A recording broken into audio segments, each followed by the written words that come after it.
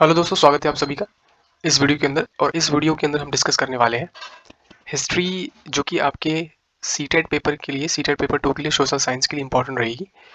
तो ये जो आपकी वीडियो है वो बेस्ड है आपकी चैप्टर 1 से रिलेटेड है, जो कि आपका सोशल साइंस का सिलेबस दिया है। जो सोशल साइंस में मतलब क्या क्या टॉपिक मेनली रहेंगे, उसके अकॉर्डिंगली हम लोग यहाँ प्रिपेयर करेंगे, ठीक है ना। तो जैसा कि आप देख पाते हैं, अगर आप सिलेबस देखोगे तो उसमें कुछ हिस्ट्री और ज्योग्राफी और सिविक्स के कुछ टॉपिक दिए रखे हैं। तो उनमें 6 to 8 एनसीईआरटी बेस्ड टॉपिक है। तो उन चैप्टर वाइज हम उनको डिस्कस करेंगे यहाँ पर, ठीक है ना। तो सबसे पहला जो चैप्टर रहता है उसमें वो रहता है आपका व्हेन, वेयर एंड हाउ, ठीक है। तो व्हेन, वेयर एंड हाउ यानी हिस्ट्री में क्या कब हुआ है ना, कहाँ हुआ, कैसे हुआ, यानी कि हिस्ट्री हमें क्यों पढ़ना होती है, कि हिस्ट्री का क्या इंपॉर्टेंस है, ठीक है ना। इस चीज़ के बारे में डिस्कस करना है, हमें क्या क्या सोर्सेज मिलते हैं, ठीक है, हिस्ट्री के अंदर पढ़ने के लिए, मतलब हिस्ट्री को समझने के लिए क्या पास्ट में इवेंट्स हुए हैं जो कि इम्पोर्टेंट इवेंट है, और वो इवेंट ने किस तरह से इम्पैक्ट किया है हमारे आज की लाइफ को, है ना। जो आप क्या बोलेंगे, करंट जो लाइफ है हमारी, उसको किस तरह से इम्पैक्ट डाला है उस पास्ट में जो इवेंट हुए हैं उसने, ठीक है। तो सबसे पहले हम हिस्ट्री में क्या पढ़ते हैं, वो पढ़ते हैं हम लोग डेट्स, है ना, डेट्स इन हिस्ट्री। अब डेट्स हमारे लिए क्या इंपॉर्टेंस रखती हैं, तो हम लोग यहाँ पे एक सेट ऑफ इवेंट्स को डिस्कस करते हैं, जो कि हर एक इवेंट को हम लोग यहाँ डिस्कस नहीं करते हैं। हिस्ट्री में क्या होता है कि हम लोग कुछ ही इवेंट्स हैं जो मेनली हैं, वो इवेंट्स यहाँ पे डिस्कस करेंगे। यानी कि क्या होता है कि एक डेट हमें डेट डिसाइड कर दी जाती है, और उस डेट के अकॉर्डिंगली हम लोग समझते हैं किसी भी इंपॉर्टेंट इवेंट को, ठीक है ना। तो यहाँ पे कुछ टर्म्स अगर आप देखोगे तो हम लोग इस्तेमाल करते हैं BCE, AC, है ना, CE, ठीक है। BCE और CE में क्या डिफरेंस रहेगा, या फिर AD, वो देखते हैं। हाँ, तो आपने सुना, सॉरी AC नहीं, क्या बोल दिया मैं, AC नहीं होगा यहाँ पे, ठीक है ना, ये नहीं होगा, ठीक है। BCE, CE और AD।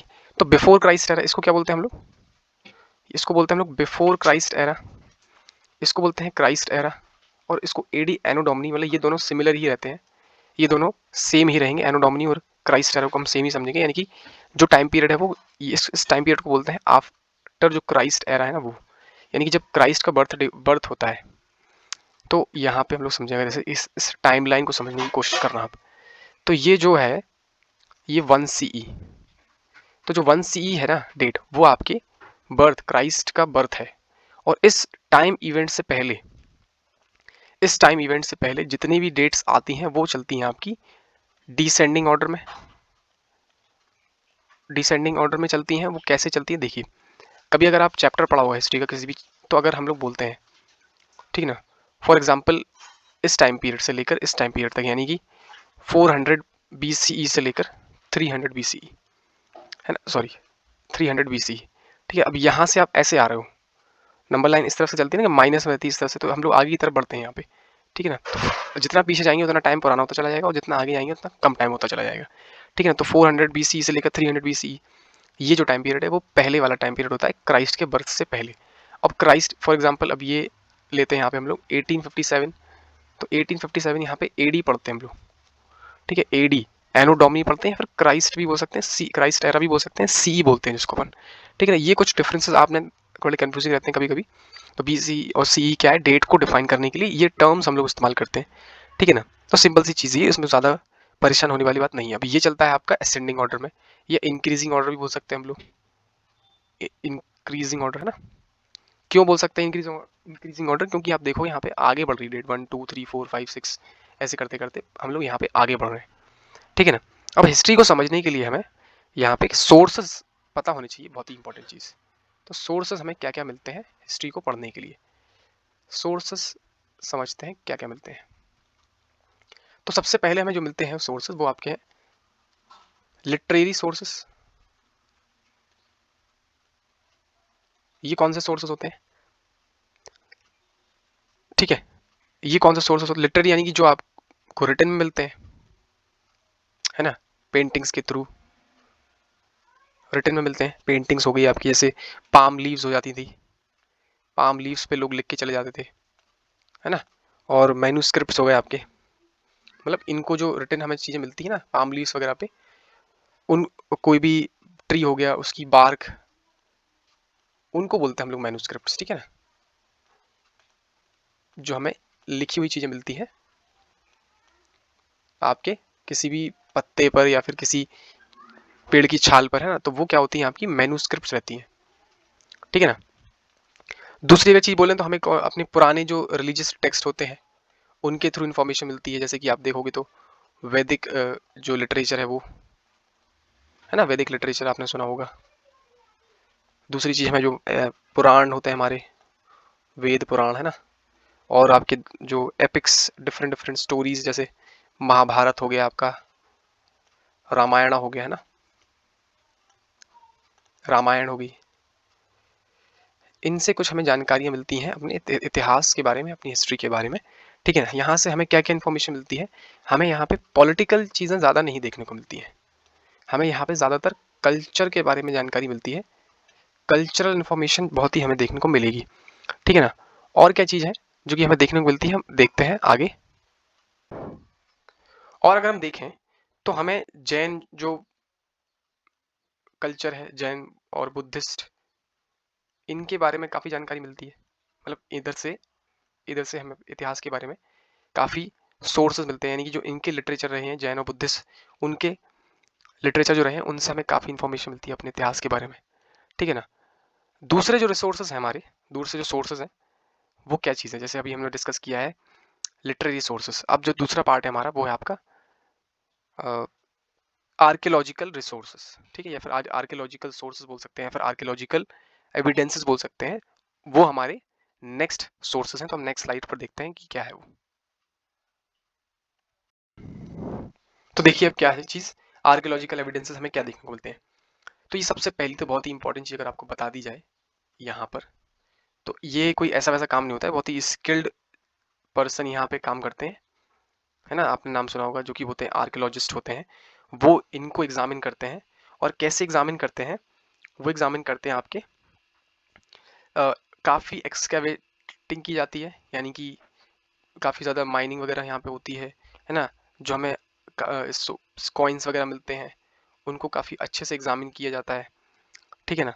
और हमें काफ़ी एविडेंसेस जो प्रोवाइड किए जाते हैं, जैसे कि फॉर एग्जांपल आपके जो भी मतलब आइडल वगैरह हो जाते हैं, है ना, वो यहाँ पे काफ़ी इंपॉर्टेंट रोल प्ले करते हैं। जो कोई भी, अगर आपको कोई भी ऐसी चीज़, पुरानी चीज़ मिलती है, तो वो पुरानी चीज़ को क्या करने के लिए, एग्जामिन करने के लिए आर्कियोलॉजिस्ट जो होते हैं वो काफ़ी इंपॉर्टेंट रोल प्ले करते हैं। बिना जो मतलब नॉर्मल जो पर्सन होते हैं वो उस पर काम नहीं कर सकते, उनके लिए इतना ईजी टास्क नहीं हो गई, तभी काफ़ी स्किल्ड लोग यहाँ पे चाहिए होते हैं। तो अगर हमें कुछ एविडेंसेस जो मिले हैं वो प्री आर्यन एविडेंसेस मिलते हैं, यानी आर्यंस के टाइम से पहले जो एविडेंसेस हमें मिले हैं उन एविडेंसेस को हमने एग्जामिन भी किया है, ठीक है ना, प्री आर्यंस बोल देंगे यहाँ पे। उन एविडेंसेस को हमने एग्जामिन भी किया है। जो यहाँ पे हमारी हिस्ट्री, अगर ब्रिटिश इंडिया की बात करें तो ब्रिटिश टाइम पीरियड पर जो एक विलियम जोन्स करके, हमारे विलियम जोन्स करके एजुकेशनिस्ट इंडिया में रहे हैं, जो उन्होंने काफ़ी इस चीज़ में कंट्रीब्यूट किया है, यानी कि हायर एजुकेशन के लिए। तो वहाँ पे उन्होंने बंगाल में फर्स्ट टाइम, ठीक है ना, 1784 में आर्कियोलॉजिकल जो सर्वे होते हैं उनको इनिशिएट किया, ठीक है। इनका काफ़ी योगदान रहा है इस चीज़ को लेकर, इन्हें फादर ऑफ इंडियन आर्कियोलॉजी भी कहा जाता है। ध्यान रख लीजिएगा, एमसीक्यूज के फॉर्मेट में ये क्वेश्चन आपसे पूछा जा सकता है, who is the father of Indian archaeology, तो वो रहेंगे आपके विलियम, अब सॉरी यहाँ पे थोड़ी मिस्टेक हो गई, इसको चेंज कर लीजिए आप, मतलब ये इनका कॉन्ट्रीब्यूशन तो रहा ही है काफ़ी, बट लेकिन जो आर्कियोलॉजी में बोलेंगे तो वो आपका रहा है अलेक्जेंडर कनिंघम, ठीक है ना, अलेक्जेंडर कनिंघम, ठीक है।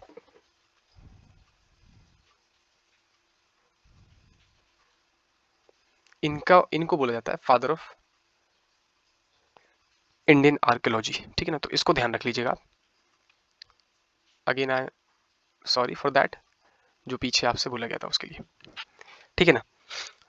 तो ये तो आपके हो गए आर्कियोलॉजिकल एविडेंसेस। दूसरा अगर बोलें तो एक और एविडेंस मिलते हैं, वो होते हैं आपके इंस्क्रिप्शंस।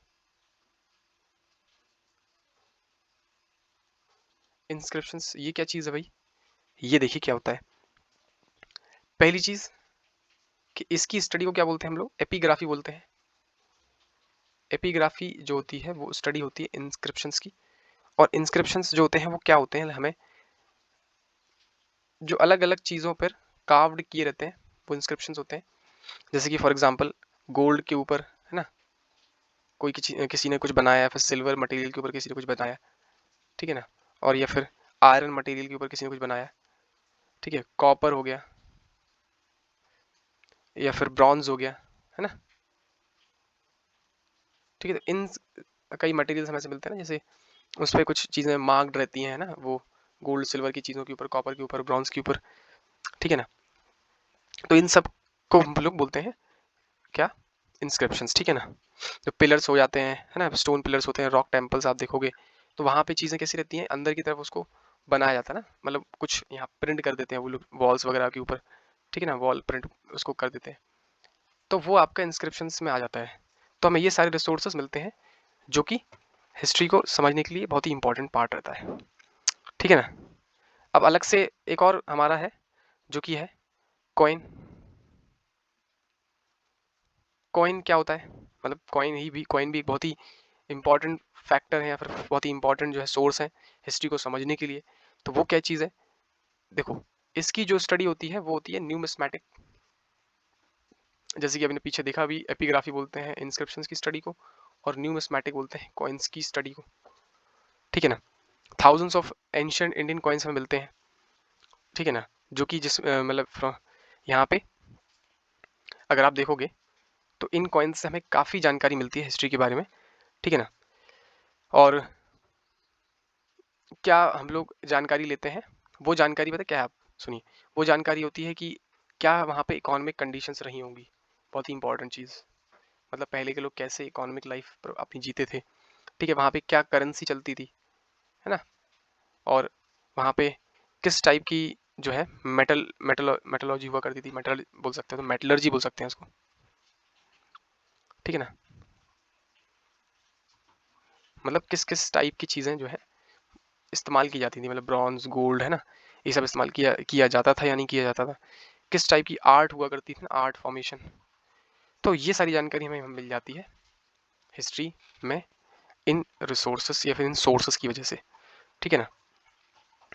नेक्स्ट टॉपिक देखते हैं हम लोग अब क्या है आगे। तो नेक्स्ट है हमारा अकाउंट्स ऑफ द फॉरेनर्स।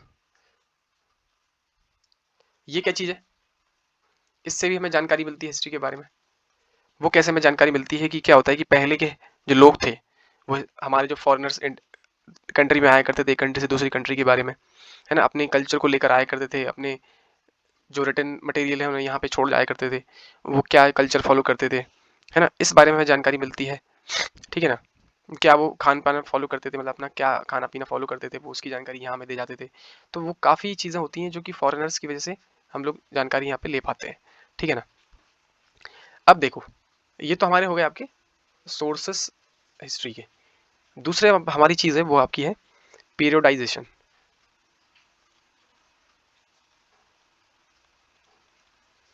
पीरियोडाइजेशन क्या चीज़ है, पीरियोडाइजेशन यानी कि हिस्ट्री को अलग अलग पार्ट्स में डिवाइड करना, ठीक है। तो पहले जो हमारे इंपॉर्टेंट डिवीजन को करने वाले जो पर्सन है वो आपके रहे हैं जेम्स मिल। जेम्स मिल ने क्या किया है कि 3 वॉल्यूम के अंदर बताया है कि हिस्ट्री जो है वो इंडिया के अंदर 3 पार्ट में डिवाइड कर दी गई है। एक तो हिंदू टाइम पीरियड, एक तो मुस्लिम टाइम पीरियड, और तीसरा आपका ब्रिटिश टाइम पीरियड। तो इन 3 फेजेस के अंदर अंदर हिस्ट्री जो है वो वर्क करती है, और इन 3 चीज़ों के अकॉर्डिंगली हिस्ट्री समझने में आसानी रहेगी। बट क्या होता है कि इसको क्रिटिसिज्म मिलता है। क्रिटिसिज्म कैसे मिलता है, वो ऐसे मिलता है कि ये ज़रूरी थोड़ी ना है, मतलब हिंदू मुस्लिम और ब्रिटिश, हिंदू मुस्लिम ही थोड़ी ना सिर्फ, बहुत से ऐसे उस टाइम पीरियड पे आपको कल्चर देखने को मिलेंगे, रिलीजन देखने को मिलेंगे, उसमें बुद्धिज्म भी है, उसमें जैनिज्म भी है, ठीक है ना, उसमें बुद्धिज्म जैनिज्म ये सारे और भी कल्चर हैं, और भी सिखिज्म भी है जैसे, ठीक है ना। तो ये सारे रिलीजन रहे हैं जो कि इस चीज़ को क्रिटिसाइज कर रहे हैं कि भाई ये आपने कैसे कह दिया कि हिंदू मुस्लिम टाइम पीरियड ही है और ब्रिटिश टाइम पीरियड ही, उसमें बहुत सी चीज़ ऐसी हैं, है ना। अब बट अब क्या होता है आगे चल के, आगे देखिए क्या होता है, अब देखिए आगे क्या होता है। तो यहाँ पर अलग अलग पार्ट्स में डिवाइड कर दिया गया हिस्ट्री को, हिंदू मुस्लिम ब्रिटिश बोला गया, बट अब जो है 3 पार्ट्स में यहाँ पे हिस्ट्री को डिवाइड कर दिया गया। वो है आपकी एंशियंट, दूसरा है आपका मेडिवल, तीसरा आपका है जैसे कि आप जानते हैं मॉडर्न हिस्ट्री, ठीक है ना। एक और पार्ट है जो कि यूरोपियन सेंटर का, वो आपका वर्ल्ड हिस्ट्री होती है ना। तो वर्ल्ड हिस्ट्री तो पूरी पूरी यूरोपियन कॉन्टेक्स्ट में है, ठीक है। तो ये फिर बाद में इसको डिफरेंट पीरियड्स में डिवाइड कर दिया गया हिस्ट्री को, ठीक है, पीरियडाइजेशन कर दिया गया। अब देखिए नेक्स्ट क्या चीज़ होती है हमें, अब हम इंडिया के बारे में जानकारी यहाँ पे ले रहे हैं। तो इंडियन जो है सोर्सेस हमारे पास क्या क्या टाइम पीरियड है, मतलब क्या क्या चीज़ें हैं जिसकी वजह से हमें जानकारी मिलती है। तो sources of information of the colonial period, जैसे ब्रिटिश जो इंडिया था, या फिर कॉलोनियल टाइम पीरियड बोल दो, कॉलोनियल टाइम पीरियड पे क्या चीज़ें जो थी वो होती थी, है ना। मतलब कैसे चीज़ें वो करते थे, क्या पॉलिसीज अपनाया करते थे, पता कैसे चला हमें। तो देखिए सर्वेज जो हुआ करते थे पहले, और ब्रिटिश वाले जो थे वो बहुत ही चालाक तो थे ही, तो काफ़ी ज़्यादा जो है यहाँ पे सर्वे किया करते थे, है ना। क्यों करते थे, समझने के लिए। क्या समझने के लिए, सोसाइटी को, डेमोग्राफी को, भाई क्या मतलब कहाँ पे जो है अच्छी फसल हो सकती है, कहाँ पे क्लाइमेटिक कंडीशंस बेटर हैं, ठीक है, क्रॉप कैसे बेटर हो सकती है। तो वो सारी चीज़ों को यहाँ पे समझने के लिए, किसी भी एरिया की डेमोग्राफी को समझने के लिए, कल्चर को समझने के लिए, क्लाइमेट को समझने के लिए सर्वे एक बहुत ही इंपॉर्टेंट पार्ट होता है, जो कि ब्रिटिश वाले किया करते थे, ठीक है ना। तो अगर पहले के ज़माने में कुछ सर्वे हुए हैं तो वो कौन कौन से सर्वे हैं, जैसे कि देख सकते हैं हम लोग यहाँ पे जूलॉजिकल सर्वे होता है, आर्कियोलॉजिकल सर्वे होता है, ठीक है ना, एंथ्रोपोलॉजिकल सर्वे होता है, फॉरेस्ट सर्वे होता है। ये सारे सर्वे जो है हमें देखने को मिलते हैं जो कॉलोनियल टाइम पीरियड पे किए गए थे, ठीक है ना। और हमें यहाँ पे कुछ रिटन सोर्सेज भी मिलते हैं। रिटन सोर्सेज वो कैसे होते हैं, रिटन मटेरियल, ठीक है ना। तो जो ब्रिटिश वाले लोग थे, ब्रिटिश के लोग थे, ठीक है, ब्रिटिशर्स जो थे, ब्रिटेन के लोग, वो क्या करते थे कि अभी अपनी पॉलिसीज हो गया है ना, और आपका एडमिनिस्ट्रेशन हो गया, तो वो एडमिनिस्ट्रेशन चलाने के लिए चीज़ों, वही रिटन में तो लिखते ही होंगे ना, ऐसा तो है नहीं कि हवा में बातें कर रहे होंगे।